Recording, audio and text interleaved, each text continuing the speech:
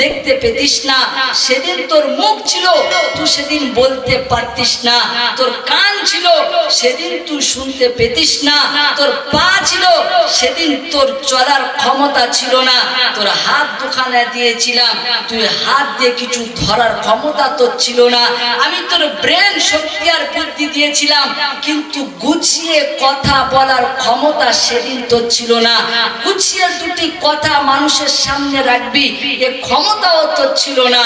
আমি রব তোকে এত সব কিছু দিয়েছি, ওই না দেখা চোখে দেখার ক্ষমতা দিয়েছি, যে মুখে কথা বলতে পারতে না আমি রব ওই মুখে তোকে কথা বলার শক্তি দিয়েছি, যে পা দিয়ে তুই চলতে পারতিস না ওই পা দিয়ে চলার ক্ষমতা দিয়েছি, যে হাত দিয়ে ধরতে পারতিস না ওই হাত দিয়ে ধরার ক্ষমতা দিয়েছি, যে ব্রেন আর বুদ্ধি তোকে দিয়েছিলাম কিন্তু গুছিয়ে কথা বলার তোর ক্ষমতা ছিল না, আমি রব তোকে গুছিয়ে কথা বলার ক্ষমতা দিয়েছি, পাওয়ার দিয়েছি।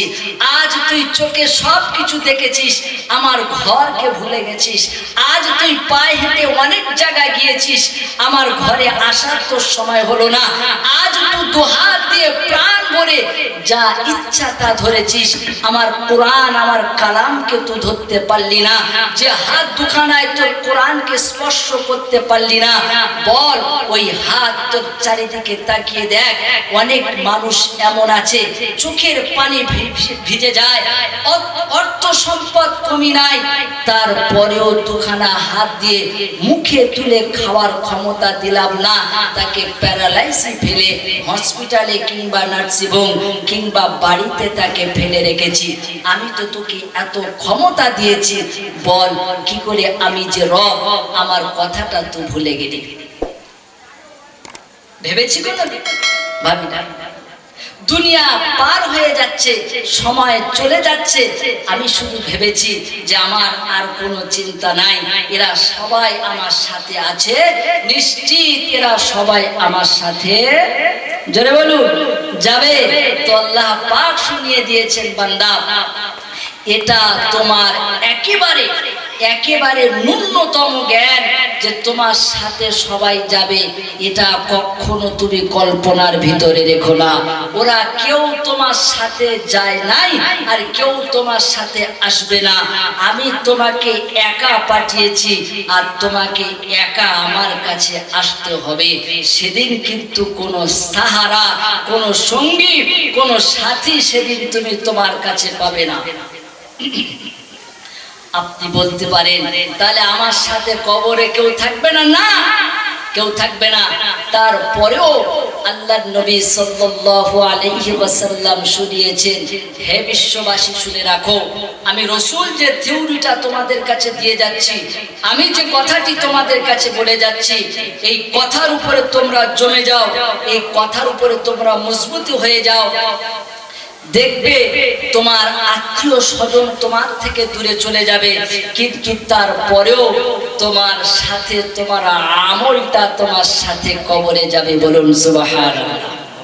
তাহলে আমার সাথে কবরে যাওয়ার জন্য আমল আছে, আমি আমল করতে পেরেছি।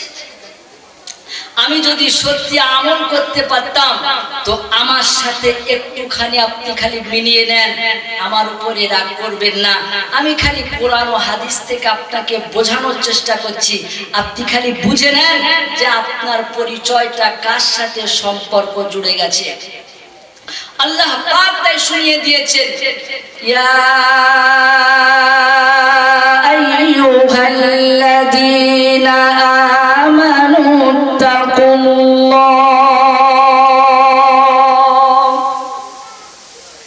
আল্লাহ পাক বড় সুন্দরভাবে শুনিয়ে দিলেন, বিশ্বাসী বান্দারা শোনো, আমি আল্লাহ তোমাদেরকে ডেকে বলেছি শোনো, ইত্তাকুল্লাহ, আমি আল্লাহ আমাকে ভয় করো। কাকে ভয় করতে হবে? আল্লাহকে ভয় করতে হবে। আমি সারা দিনে বিশ্বাস করে জবান নেড়ে নেড়ে বলি আমি আল্লাহকে ভয় করি, আল্লাহ ছাড়া কাউকে ভয় করি না। তবে যখন লটারির টিকিট কাটি বিসমিল্লাহ বলে কাটি, অসুবিধা হবে না। আগে মানুষ বিসমিল্লাহ বলে লটারি কাটতো, এখন তো ওযু করে লটারির টিকিট কাটে। কি করে কাটে? বিসমিল্লাহ বলে লটারির টিকিট কাটে। আমার বাপজিরা, সোনাচ্চাঁদ বন্ধুরা, আল্লাহ ওয়ালা ভাইরা, কোন হারাম কাজটা যখন বিসমিল্লাহ বলে করে, আপনাদের গ্রামে সুনামধন্য আলেম আছেন, মুফতি সাহেব আছেন, জিজ্ঞাসা করে নেবেন, কোন হারাম কাজ যদি কেউ বিসমিল্লাহ বলে করে, তার ঈমান থাকবে বলে কোনো গ্যারান্টি থাকে না। ও মুসলমানের ছেলে, তুমি বলো, নিজেকে মুসলমান বলে দাবি করাতে চাচ্ছিলে, নিজেকে রবের সামনে প্রমাণ করাতে চাচ্ছিলে, নিজেকে মুসলমান বলে প্রমাণ করাতে চাচ্ছিলে, একবার কি আল্লাহর কোরআনের কাছে ফিরে এসছো? একবার কি আল্লাহর কোরআনের কাছে জিজ্ঞাসা করেছো, ও আল্লাহর কালাম, আমি তোমার কাছে জানতে এলাম আসলে মুসলমান কারা, আসলে মুমিন কারা, সত্যিকারে আল্লাহকে দেখে ভয় করে কারা?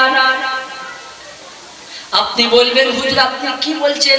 ভয় করি না মানে জলসাতে বসে বিসমিল্লাহ বলি, সুবহানাল্লাহ বলি, দরুদ শরীফ পড়ি, তাকবীর দিই, এখানে তাকবীর দিতে অসুবিধা নাই, কিন্তু বাড়িতে গিয়ে দস্তরখানা বিছাই না।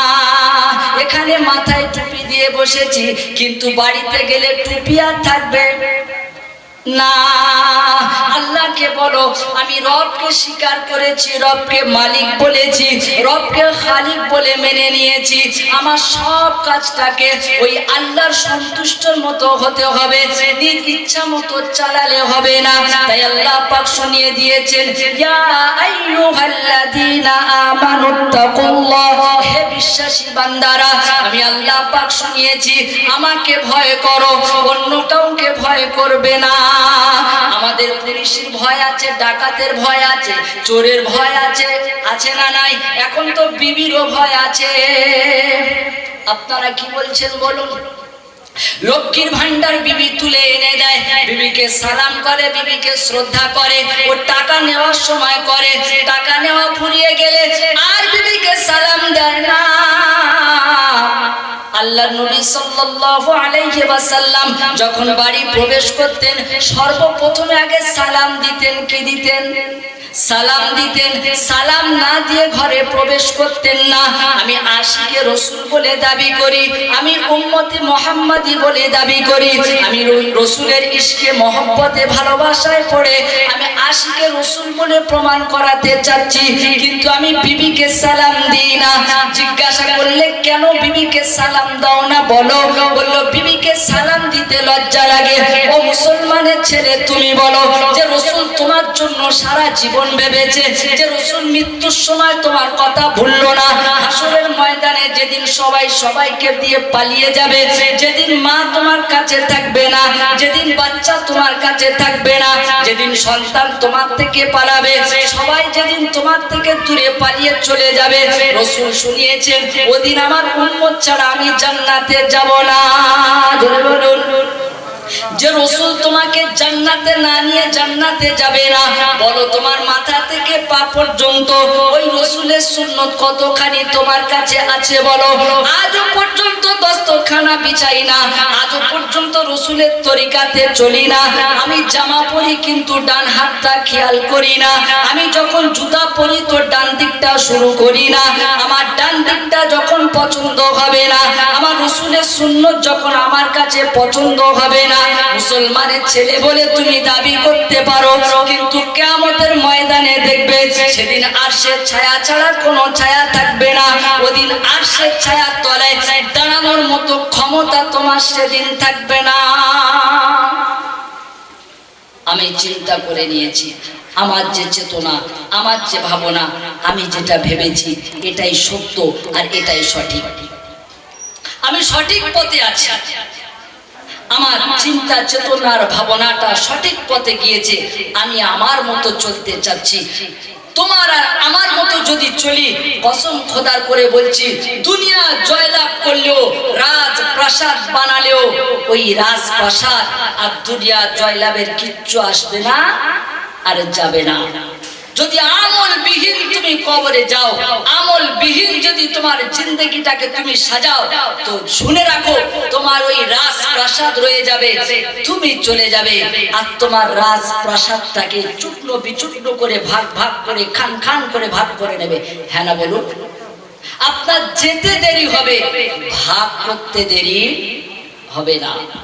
বিবি নেবে, বাচ্চা নেবে, ছেলে নেবে, মেয়ে নেবে, পরিশান সূত্রে সবাই নিয়ে নেবে, কিন্তু তোমার কাছ থেকে যে সারা জীবনের মাথার ঘাম পায়ে ফেলে যেটুকু তুমি উপার্জন করেছিলে, বলো ওটুকু তোমার সাথে গেল না, সময়টা অপচয় করে দিলে, তোমার সাথে ওগুলো রইল না, সেদিন কিন্তু বড় তোমার কষ্ট হবে। বাঁচানোর কোনো বাপজি থাকবে? জোরে বলুন না। আপনাদের এই গ্রামটির নাম কি? রতনপুর। রতনপুরের একটি ছেলে, আমি আর আপনি তো সারা জীবন চালাকি করে করে সময়টা পার করে দিয়েছি, চালাকি করেছি। ইমাম ডাকছে আসি না, মুয়াজ্জিন ডাকছে হাইয়া আলাস সালাহ, বলছে মসজিদের মুয়াজ্জিন আর ইমাম তোরা দুজনাই মিলে চালা। এখন কাঁচা বয়স, এখন ঘুরে নেওয়ার পালা, এখন আর যাব না, তোমরা দুজনা মিলে চালিয়ে নাও, মাইনে করে রেখেছি, অসুবিধা হবে না, মাস যখন শেষ হবে বেতনটা নিয়ে নেবে, চিন্তা করতে হবে না। আমরা যাব কি যাব না ওসব দেখতে হবে না। তো গোটা জিন্দেগি শুধু চালাকি করে করে পার করছে। মুয়াজ্জিন ডাকছে যায় না, ইমাম ডাকছে যায় না, তাবলীগের জামাতের সাথে হাতে ধরে পায়ে ধরে নিয়ে যাচ্ছে, তবু যায় না, শুধু চালাকি করছে। আজ নয় কাল যাব, আজকে নয় কাল যাব, কাল নয় পরশু যাব, এ সপ্তাহ নয় পরের সপ্তাহে যাব। আচ্ছা দেখুন তো আপনার চালাকিটা ধরা পড়ে কি পড়ে না? আপনাদের রতনপুরের একটি ছেলে এই আপনাদের মেন রোড থেকে সূর্যপুর থেকে বাড়ি আসার সময় ঠিক দুটো টোটো, এখন তো টোটো সব জায়গায়, টোটো উঠে যে সর্বনাশটা করেছে, ওই যে অটোতে আর কেউ ওঠে না, সব টোটোতে। কি বলে আপনার পায়খানা করতে যাবেন, টোটো বলছে ভাই আমার প্যাসেঞ্জার বসো আমি পৌঁছে দিচ্ছি। তো টোটোতে বেচারি সূর্যপুর হাট থেকে বাজার করে বাড়ি ফিরবে, আর আপনার টোটো সাইডে বসেছিলেন। ঠিক আসার সময় আপনার টোটোটা একটু কাত হয়ে পাল্টি খেয়ে পড়ে গেছে, আর পড়বে তা পড়বে, ওই টোটোটা এসে ওই আপনার রতনপুরের যুবক ছেলেটার কোমরের উপরে পড়েছে। আল্লাহু আকবার। পড়তে দেরি, কোমরের মাজার হাড়টা ভাঙতে দেরি হয় না। ইন্না লিল্লাহি ওয়া ইন্না ইলাইহি রাজিউন। ভেঙে গেছে। রতনপুরে খবর পেয়েছে, মসজিদের লোক দৌড়ে গেছে, কি ব্যাপার? গিয়ে দেখছে সেই আব্দুল্লাহ পড়ে গেছে। আল্লাহু আকবার।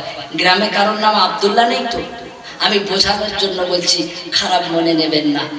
তো গিয়ে দেখছে আব্দুল্লাহ, কি ব্যাপার? সূর্যপুরে আপনার নার্সিংহোমে ভর্তি করেছে। চেক করে বললেন যে হবে না, পাঠিয়ে দাও। কোথায়? কলকাতায়। চিত্তরঞ্জনে পাঠিয়ে দিয়েছে। চিত্তরঞ্জনে গিয়েছে, ভর্তি হয়েছে, 1 সপ্তাহ পর ছুটি দিয়েছে। কারণ আপনার পিঠে ঠিক মেরুদণ্ডর হাড়টা ভেঙে গেছে। বলছে আর সারা জীবন হ্যাট হয়ে কোনো কাজ করতে পারবে না, যুবক ছেলে আর কিছু করতে পারবে না। তো গ্রামের সবার মন খারাপ। যুবক ছেলে এমন হলে আর সহ্য করা যায়? বাড়িতে সবার কাছে খবর গিয়েছে, কম বেশি সবার মনটা খারাপ। এখন ছেলেটি বাড়িতে এসছে, কি করবে? সবাই সাহায্য করছে, দাও বাচ্চাটার কিছু দাও। তো যে যেমন ইচ্ছা পেরেছে সবাই দিয়েছে, ধনী গরিব চাষা ভুষো কানা কুজো যে যেমন পেরেছে সবাই দিয়েছে। 1 মাস 2 মাস চললো, তারপরে কি করবে? মানুষ সবার সংসার আছে, কিভাবে চালাবে? তো গ্রামে সবাই বসে একটা মাসোয়ারা করেছে। আপনাদের এখানে মাসোয়ারা হয় তো, মানে আলোচনা যেটাকে বলে। আর কোনো কাজ যখন আপনি করবেন মাসোয়ারা করে করবেন, করবেন ইনশাল্লাহ। ও যুবক ছেলেদের করতে হবে না, ওরা তো বিনা মাসোয়ারায় বিয়ে করে নেয়। 1 সপ্তাহ পরে এসে বলে মা পছন্দ হয়েছে, একটু পরে বলছি শোনেন। কি বলছিলাম? মাসোয়ারা করবেন। তবে মাসোয়ারা করে টিকিট কাটা জায়েজ নাই। টিকিট কাটার সময় মাসোয়ারা করতে হবে না। ও বিনা মাসোয়ারায় কাটলেও গোনা, মাসোয়ারা করলে কাটলে ডবল গোনা। কি বললাম, ডবল গোনা।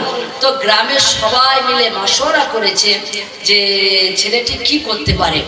তো মুরব্বী মানুষ, জ্ঞানী মানুষ, শিক্ষিত মানুষ সবাই মাশওয়ারা দিয়েছে যে বাবু তুমি এক কাজ করো, তোমাকে বাইরে যেতে হবে না, আমরা এই যে রতনপুরের যে আমরা মানুষ আছি বা আমাদের মহল্লায় যত মানুষ আছে, তুমি সবার কাছে বাড়িতে বাড়িতে ভিক করো। কি করবে? জোরে বলুন, ভিক করবে। আমাদের গ্রামে সবাই চেনে, আর তোমার কারণটা কি, অসুবিধাটা কি এটাও সবাই জানে, অসুবিধা হবে না।